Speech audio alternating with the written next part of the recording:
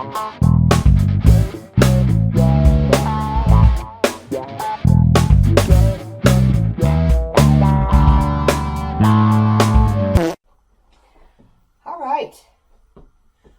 out, everybody. This is Angela from the No Spank Zone. I want to say thank you to everyone that has been joining my channel. I appreciate all your love and support. It's been a weird experience. It's been slow, and then it's been fast, and it's just been something I never really considered, but I'm grateful for all of you and all the new ones to come. So I wanted to start today with a review. We're doing kind of a three-part series on cleaning out our closets. Want to do a little review. My camera that was attached to my vest appeared to take a picture of the ceiling far more than of the closet. We're learning a few things about how to run these things since my editor is gone. But I apologize if the video wasn't great. The content was pretty decent. And I'm just going to take this moment right now and do a little review. Part one was cleaning out our closets. We talked about career and financial blocks. The whole channel is going to be dedicated to laws of attraction, working with our shadow selves, and figuring out why we're not manifesting the lives that we truly desire. So when we were talking about our money and our upbringing, I just want to make sure that you take a moment of your day, sit down with a piece of paper, and start thinking about your family. How did my parents react towards money? How was I raised with money? Was there always money in the house? Was there a shortage of money? Was there an unequal distribution of money in the family? Did dad get more? Did mom get more? Who spent all the cash? How was it spent? It's amazing because the way we are programmed as human beings, we grow up, by the time we reach the age of 8, everything that our parents have taught us has been assimilated into our base part of our computer, and it runs the program throughout our lives. And I'm just going to kind of go over a little bit of what happened in my childhood just as a reminder. For those that don't know, my dad was a Pentecostal preacher. And I can't tell you how many times I sat in the back of the church hearing dad saying, a rich man's never going to go to heaven. So again, that kind of taught me you never want to be rich because you're automatically going to go to hell. God's not going to love you. And he would quote many Bible scriptures to validate that particular take. I remember my mom's displeasure towards rich people. She always thought that they were looking down upon us, that they were never our people, that they were people that thought we were their servants, that they always thought they were better than, more entitled than, and they were wicked people. That was always the take in my family. And then we add to it the complexities of who had the money. My mom was a stay-at-home mother. My dad had all the finances. I never saw them fight per se about money, but I always knew that he was the moneymaker and mom was just a servant.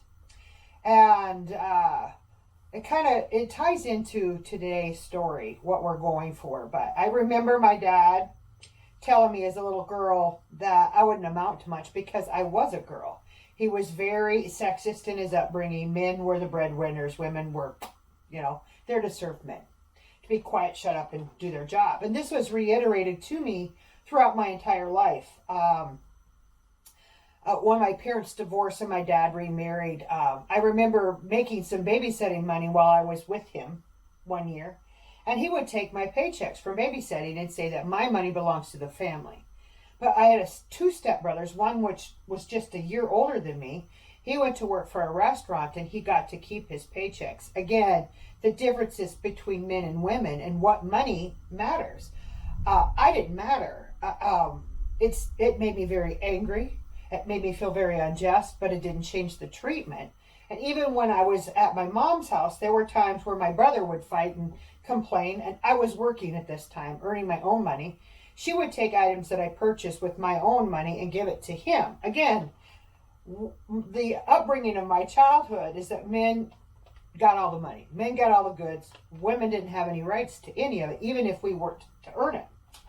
So it kind of changed my reality on what it is to be a woman, what it is to earn money, how do I overcome the financial barriers it was very interesting. When my parents separated and my mom was forced to go out into the workforce, I remember seeing her crying over bills and not knowing how she's going to make it. She was too prideful to accept help from the government. So she fought her way through it, and I commend her for it, and I realized how hard that can be. But I always felt as a child that I was just an obligation. I was just a burden, that I wasn't really wanted. And all of this plays into what we're going to talk about today. But I just wanted to take a chance to reiterate, what are your beliefs? What is stopping you from achieving and working in the career that you always wanted? Now, I want to let you all know that I clean houses for a living, and I'm not really surprised, and you shouldn't be surprised by that choice. Even though I went on to get a college degree, I was always taught my purpose was to serve the needs of others. And it's ironic that here I am at 52 doing that very thing. And it's frustrating. So why we are discussing where our beliefs are is I want to see how we can get past them. And I put my money where my mouth is. We're going to try a few things. I'm going to tell you what's going to work and what's not going to work, and see if, a year from now, when we review all of this, how much my life has changed. And if the path is working for me, it can work for you. So today, I kind of want to talk about part 2, cleaning out our closets. What are your beliefs about relationships? What are your beliefs about sexuality? And where do you fit in all of this? And that's why we're in my bedroom today, and you're seeing something different. And we're about to go through my closets, and we'll talk about more as I get up and get there. But I just want to kind of stop here and just tell you a little bit about my upbringing. Again, my daddy was a Pentecostal preacher. And basically the message to me is, if you have sex, you're a sinner and you're going straight to hell. It was very, very difficult for me, and I still struggle with my relationships towards men.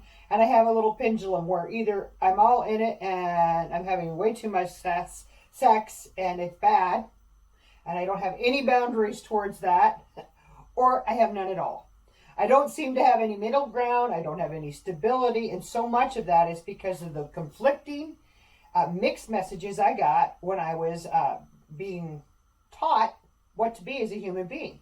Now, I believe that these messages were sent to me and many, many women, and it confuses us in our relationships. It confuses us so bad that we continue the cycle over and over again of what we've been taught, and nothing ever works out.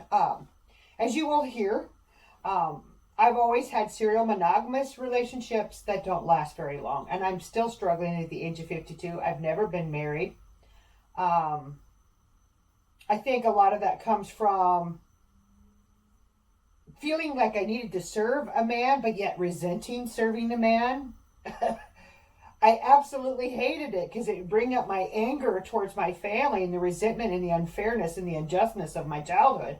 But at the same sense, that's the only thing I know, and this is how I treat a man. And I'd always attract a man that's aloof and patriarchal and male-dominating, and I hate that kind of person. So I'd always clash. Eventually we'd fight. Generally, that's been my choice, or I pick the absolute opposite. Someone that's extremely passive. It's very, very difficult for me and a challenge for me in relationships. Again, if you have sex, you go to hell. Well, what kind of guidance is that? You're a human being. You're going to want to have sex. I was never taught anything about how to balance what my needs are, or if I'm even allowed to have needs. It's just crazy. And unfortunately, I think this is the truth about so many of us women in our society today. It's just, the church does not do us any favors, ladies. And parents that don't want to talk about sex or squeamish about sex, they leave you without knowing which direction to go. You're just lost. They don't help you. And you might go into your little human anatomy and they tell you how babies are made, but they don't tell you anything about the emotions, anything about what it takes to have a successful relationship. What's good relationship, what's not. And we're inundated with tons of TV shows, tons of comedies about princes and princesses, and the prince marries the princess and everything goes great. And we think that we're just going to live out, Cinderella theme and be saved from our life. And that's absolute bullshit. And then we have the other thing. There's chronic stories being told out there on TV, but none of it really guides you. And in today's internet, now you've got porn at your fingertips. So you can see a whole lot of fake sexual relationships, absolutely no emotional relationships. That doesn't tell you anything about what it takes to be in a real relationship.